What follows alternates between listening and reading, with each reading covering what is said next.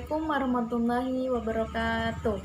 Nama saya Kak Francisca, Prodi Perbankan Syariah kelas B semester 2. Di sini saya akan menjelaskan hukum nun mati dan tanwin beserta hukum mat.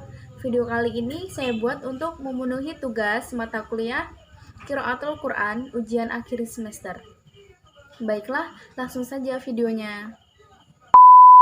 Hukum nun mati dan tanwin adalah salah satu tajwid yang terdapat dalam Al-Quran. Hukum ini berlaku jika nun mati atau tanwin bertemu huruf-huruf tertentu. Hukum ini terdiri dari 4 jenis, yaitu izhar, idgham, iqlab, dan ikhfa. Baik, yang pertama itu ada izhar holqi. Izhar holqi adalah salah satu dari bagian atau cabang dari hukum izhar yang ada dalam pelajaran ilmu tajwid.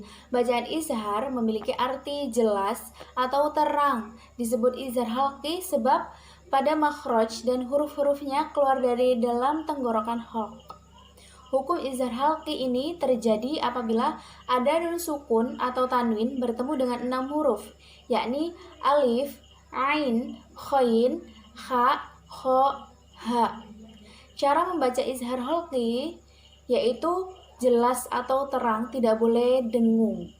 Contoh bacaan izhar halqi seperti ada di surat Al-Quraisy ayat 4. Bismillahirrahmanirrahim. Alladzi at'amahum min ju'in wa amanahum min khauf. Yang kedua ada idgham.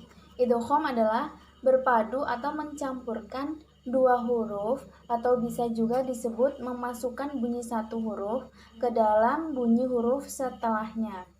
Dalam pelafalan idgham memiliki dua perbedaan, yaitu ada idgham bi khunnah dan yang kedua ada idgham bila khunnah. Yang pertama ada idgham bi khunnah.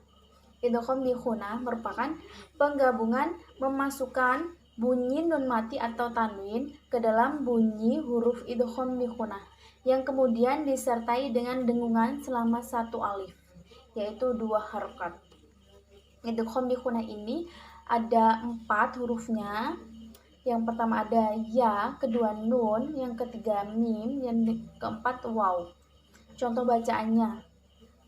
Yang ya seperti may yaf'al wa may yudlillah. Yang kedua ada idgham bila khunnah. Idgham bila khunnah merupakan peluburan bunyi nun mati atau tanwin tanpa disertai dengan dengungan. Huruf idgham bila khunnah ada 2, yaitu ro dan lam. Contoh bacaannya seperti mata'al lakum, rizqal lakum.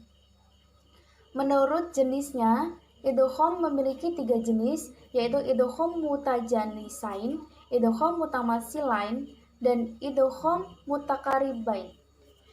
Yang ketiga ada iqlab. Pengertian iqlab adalah menukar atau mengganti. Hukum bacaan disebut iqlab ketika apabila ada nun sukun atau tanwin bertemu dengan huruf ba, dengan maksud huruf nun atau tanwin itu membacanya ketika itu dibalik atau ditukar menjadi mim. Cara membacanya dengan menyuarakan nun mati atau tanwin menjadi suara mim dengan merapatkan 2 bibir serta mendengung.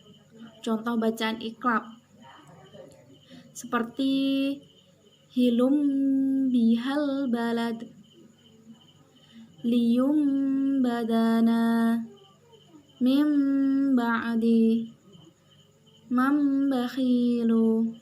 Keempat ada ikhfa. Ikhfa artinya adalah menyamarkan, samar, atau menyembunyikan.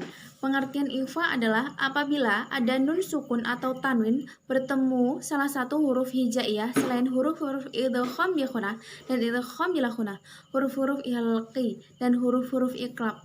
Huruf-hurufnya ada 15. Adapun cara membacanya yaitu suara nun atau tanwin tetap terdengar namun samar, yakni antara izhar dan idgham, dan terus bersambung dengan makhraj huruf yang selanjutnya sehingga terdengar atau berbunyi seperti Huruf ikhfa yaitu ada 15. Yang pertama ada ta, kedua tha, ketiga ja, keempat da, kelima va, keenam ada za, ketujuh ada sya, ke-8 ada sya, ke-9 sho, 10 dho, 11 to, ke-12 dho, 13 fa, ke-14 ko, dan ke-15 kaf. Contoh huruf ikhfa seperti bacaan fisyatun tuqatil summa min dhofah. Pengertian mat dan jenis-jenisnya dalam ilmu tajwid. Pengertian mat. Mat menurut bahasa adalah memanjangkan dan menambah, sedangkan menurut istilah adalah memanjangkan suara dengan salah satu huruf dari huruf-huruf mat asli. Huruf mat seperti yang dimaksudkan dalam definisi di atas itu ada 3, yakni alif, waw, dan ya. Ketiganya merupakan huruf-huruf dasar mat. Jenis-jenis mat. Yang ke-1, jenis mat terbagi 2 macam. Yang pertama ada mat asli atau mat tabi'i, adalah mat yang berdiri sendiri karena zat huruf mat itu. Jadi mat asli, mat tabi'i itu suatu mat yang masih murni.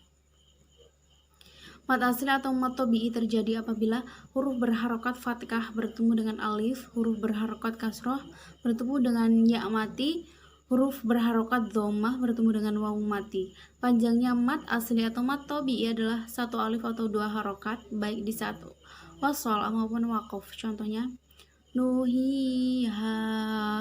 Yang kedua ada mat far'i. Mat far'i secara bahasa adalah cabang, sedangkan menurut istilah mat far'i adalah mat yang merupakan hukum tambahan dari mat asli sebagai hukum asalnya yang disebabkan oleh hamzah atau sukun. Mat far'i itu terbagi menjadi beberapa macam, diantaranya yaitu yang satu ada mat wajib mutasil, yaitu mat asli atau mat tabi'i yang bertemu dengan hamzah dalam satu kata.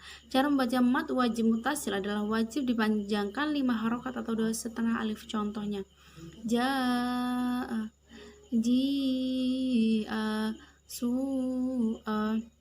Yang kedua ada mat jaiz munfasil. Mat jaiz munfasil adalah mat asli atau mat tabi'i yang bertemu dengan hamzah dalam lain kata atau dalam kata yang berbeda. Cara membacanya adalah 2-5 harokat, 1, 2, dan 2,5 alif. Contohnya inna anzalnahu qur'an fusakum ya ayyuhan nas. Yang ketiga ada mat lazim harfi musybah.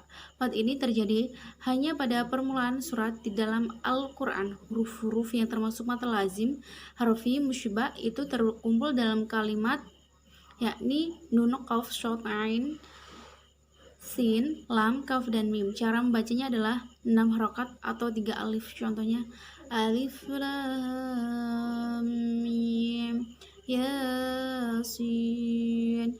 Mat lazim harfi musybah itu terbagi menjadi 2 bagian, yaitu mat lazim harfi musaqal. Disebut musaqal karena dalam mat ini bacaan diberatkan akibat terjadinya proses pengidghaman.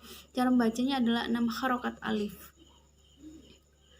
Contoh Quran surat Al-Baqarah ayat 1, Quran surat Asy-Syura ayat 1, dan Quran surat Al-A'raf seperti alif lam mim shad. Baiklah, itu saja yang dapat saya sampaikan. Apabila ada kesalahan, saya mohon maaf, dan kepada Allah saya mohon ampun. Saya akhiri. Wassalamualaikum warahmatullahi wabarakatuh. يا ربنا اعترفنا بأننا اقترفنا وآننا